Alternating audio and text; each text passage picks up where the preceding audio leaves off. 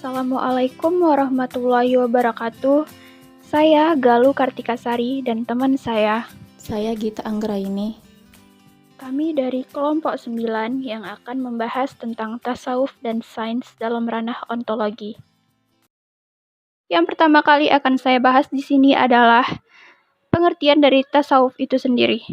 Menurut beberapa penulis, tasawuf adalah suatu kehidupan rohani yang merupakan fitrah manusia dengan tujuan untuk mencapai hakikat yang tinggi, berada dekat atau sedekat mungkin pada Allah, dengan jalan membersihkan jiwa dari ikatan jasadnya yang menyadarkan dari kehidupan kebendaan di samping melepas jiwanya dari noda-noda sifat atau perbuatan tercela.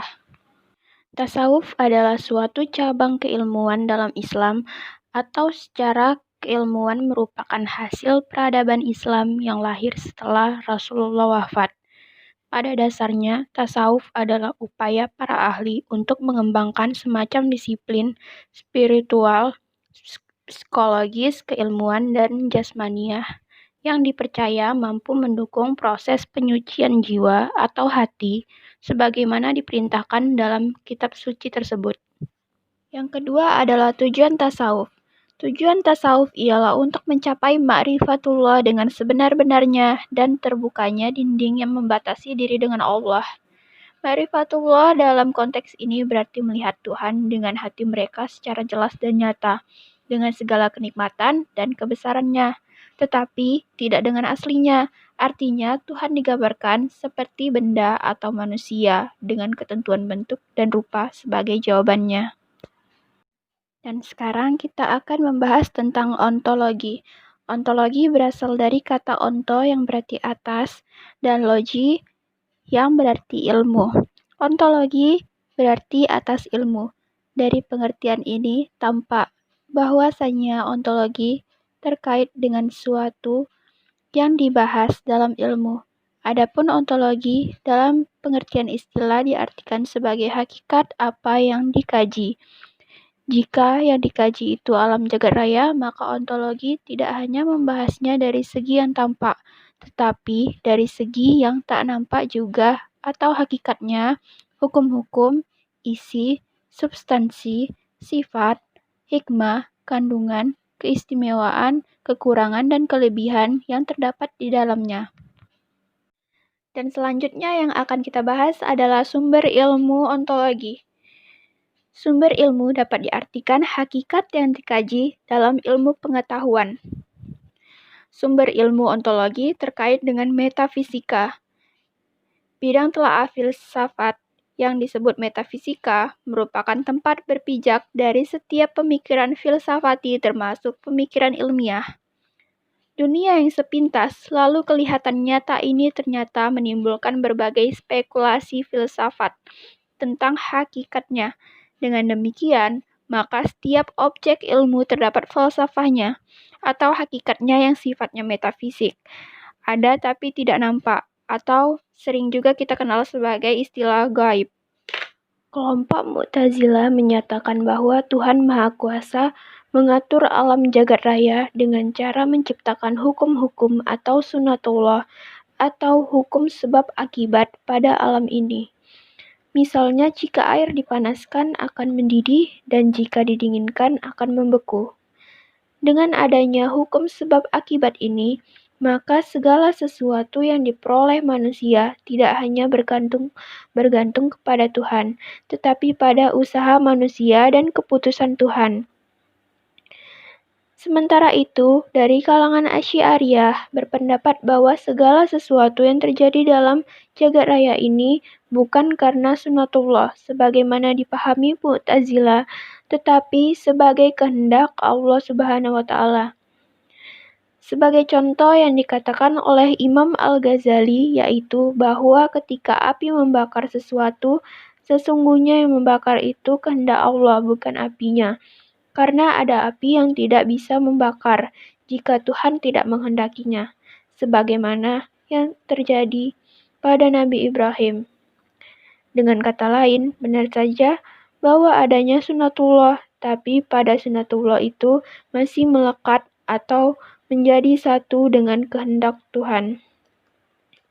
Sementara itu, Para ahli mengatakan bahwa yang berlaku di alam jagat raya ini bukan hanya hukum alam atau hukum sebab akibat, melainkan juga kehendak mutlak Tuhan.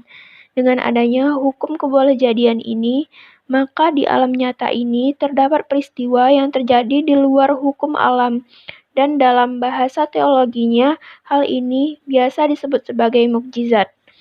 Selanjutnya, C. Alam jagat raya. Secara harfiah, alam jagat raya adalah segala sesuatu selain Tuhan atau ma'asiwa Allah yang meliputi alam fisik, jiwa, dan metafisik, alam jasmani dan rohani. Para filsuf Yunani seperti Thales mengatakan bahwa alam berasal dari uap, dan Anaximenes mengatakan bahwa alam berasal dari toaperion, zat yang sangat halus. Selanjutnya, masyarakat primitif yang hanya mengandalkan kekuatan daya rasa dan keyakinan karena belum memahami hukum-hukum alam yang ada di dalamnya mengatakan bahwa gejala alam merupakan pencerminan dari kepribadian dan kelakuan mereka, dan karena pada waktu itu gejala alam sukar diramal, berkembanglah tokoh-tokoh supernatural yang juga bersifat begitu.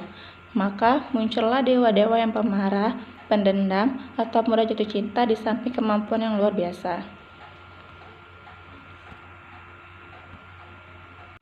Ilmu-ilmu yang sumbernya materi, fisik dan berupa segala sesuatu yang ada di bumi dan di langit, serta di antara keduanya, akan dihasilkan ilmu kosmologi, astronomi, astrologi, fisika, geografi, geologi, mineralogi, biologi, botani, zoologi, pertanian, perkebunan, irigasi, fisiologi, dan ilmu kimia.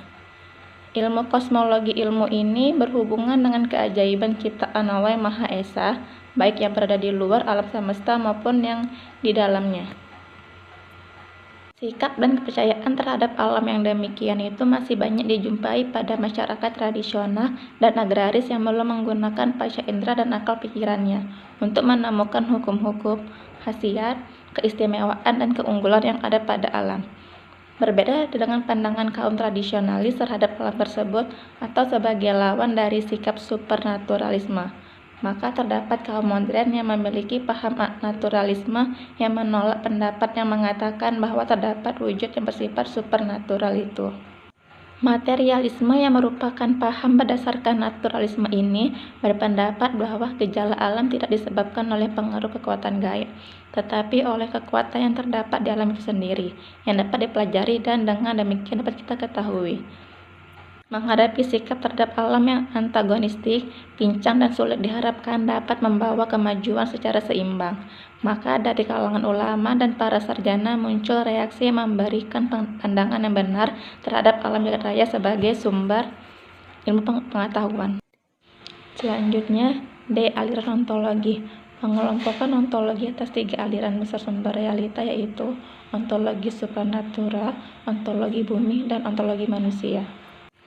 Ontologi pertama terkait pandangan filsafat pada masa awal kebudayaan umat manusia yang sangat bervariasi menurut aliran keagamaan yang beragam.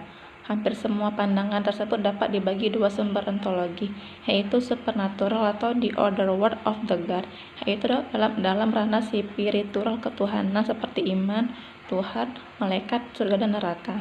Yang kedua, ide-ide atau the other world of the ideas, yaitu ranah ide-ide seperti ide Plato, Aristoteles, dan Socrates. Pengaruh ontologi ini masih dominan terhadap para pengambil keputusan kurikulum di banyak negara sampai hari ini. Sumber realita kedua bertumpu pada asumsi bahwa realita ini berada di bumi atau earth center ini pada masa kini, sekitar tempat manusia hidup. Aliran bumi sangat berpengaruh pada pengembangan sains modern yang sangat dominan pada tahun 60-an, terutama di Amerika Serikat, sebagai reaksi terhadap keberhasilan Soviet mengorbitkan Sputnik. Ontologi ketiga, manusia atau man-center, adalah aliran filsafat yang paling akhir mendasarkan pikirannya pada asumsi bahwa realita bertengger dalam pengalaman manusia. Ontologi manusia menganggap pembicaraan tentang lokasi dan hakikat realita tidak mendasar, karena manusia tidak paham realita secara langsung, karena realita terakhir terletak dan berada dalam pengalaman setiap individu manusia.